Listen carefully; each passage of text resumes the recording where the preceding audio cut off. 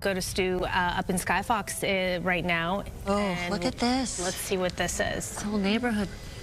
Yeah, this is what we were. Yeah, we knew this was here, and this is like the first chance that we're actually kind of getting a look at that real devastation. When they keep saying over 1,000 homes burned in the Palisades, this is one of those areas. This neighborhood, I would venture to say, probably 500, maybe more homes out there. As I just get wider and wider, you can see some of the homes still standing, but so many of them just flattened out here. We can bring the map back up here in just a moment, but this is off of Sunset near Alma Real Drive. That's going to be the general area, and that's also part of the downtown area there as well. But take a look at that. This is, when you talk about a brush fire and you say, oh, there's some homes that have been destroyed, I never picture anything like this. This is just blocks after blocks after blocks of that neighborhood out here, and you can just see it just goes and goes and goes.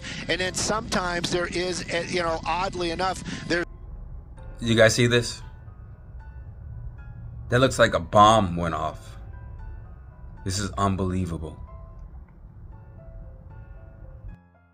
Like a structure standing, or maybe a garage standing, but for the most part, I would say every home in this neighborhood flattened due to the Palisades fire. And I would venture to say also, during one of the press conferences, I did hear them talking. One of the people talking about an entire neighborhood burning, and there was no resources there. This might have been what they were talking about, because it just goes and goes and goes. But also in that same breath could you imagine being a firefighter, even with all the resources that you could possibly have at your fingertips? How do you battle an entire neighborhood burning? This has got to be 500 homes, maybe more. This is something that I personally have never seen, and again, I would venture to say a lot of other folks watching have never seen, especially here in the Southern California area.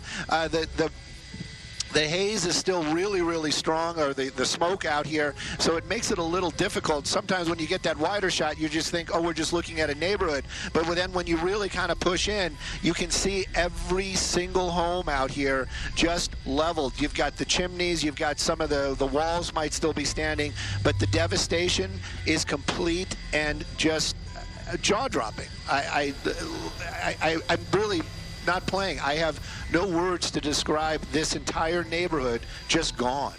It really is. It's just all reduced to rubble. And what hit me the most is when you put up the names of those streets, Stu. I recognize one of the names as somebody who lives there, and I'm sure a lot of people for the first time seeing their communities and these street names, and they can identify their homes. And unfortunately, I do think that I recognize the address of one of our friends. Oh, no. And just to see this, that their neighborhood and their house is probably leveled at this point, it's just so hard to see. Well, just like these people, we don't know what their story is, but perhaps they used to live here, right? And they've come back to see what was left, and obviously not much. But really, when you're showing us this image, you have to remind yourself, and I know I'm not alone, this is Pacific Palisades, this is Southern California, this is Los Angeles right here. It truly looks like a war zone, and I hate using these cliches and these terms we keep tossing around, like a bomb went off or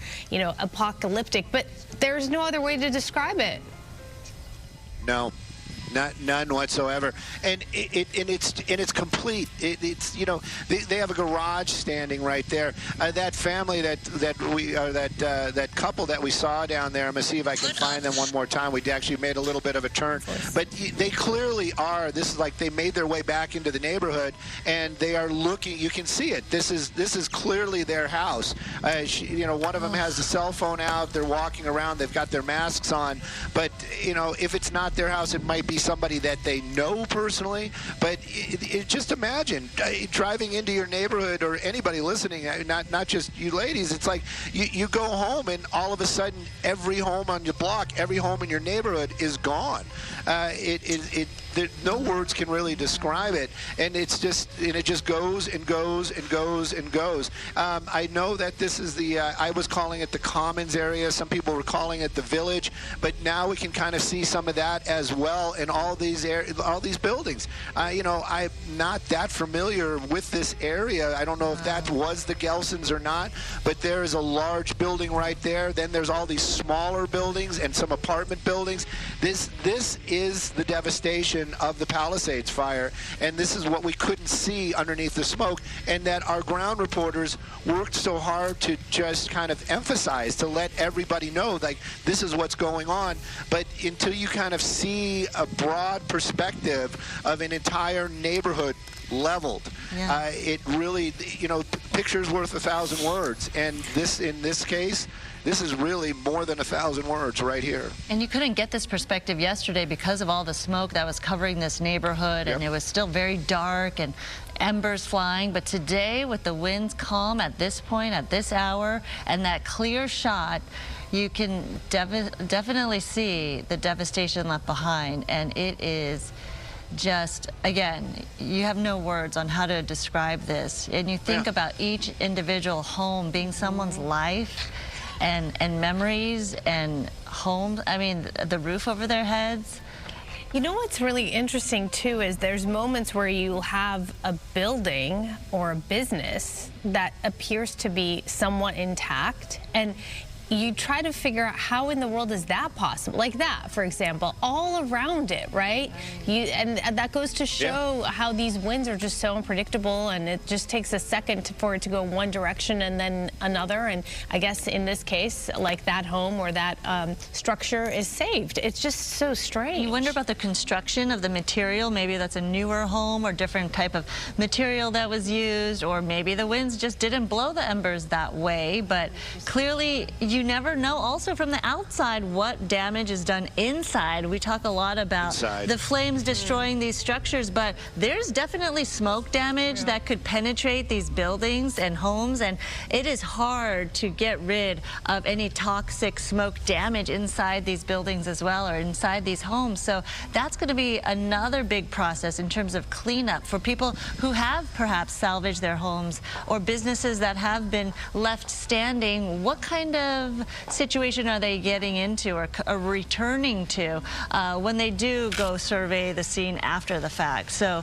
a lot of questions, still remain as to how viable these structures are. Stu, thank you so much for this perspective. Of course, I don't even know what to say. I'm speechless. The last couple days have been stressful, to say the least. Prayers to everybody out there that's suffering. There's so many people that lost stuff. I mean, this is so unbelievable. Nobody was expecting this. Everybody was having a great new year. Everybody was happy, looking forward to the future. Then this happens. It's like disaster after disaster, it seems like. But yeah, I'm very thankful. I'm okay. It smells horrible outside. You can smell smoke everywhere. I'm back to my mask. Can you believe that? 2025. I'm going to be putting a mask back on. So pray for us, guys. We're praying for you, and got to find a way to get through this. But this is unbelievable. California, I don't think it's going to be the same anymore. And there's a lot of angry people. But wow, the people that lost so much unexpectedly, it's just, like the guy said, there's no words. Thanks for watching, guys. Send out your prayers. Peace.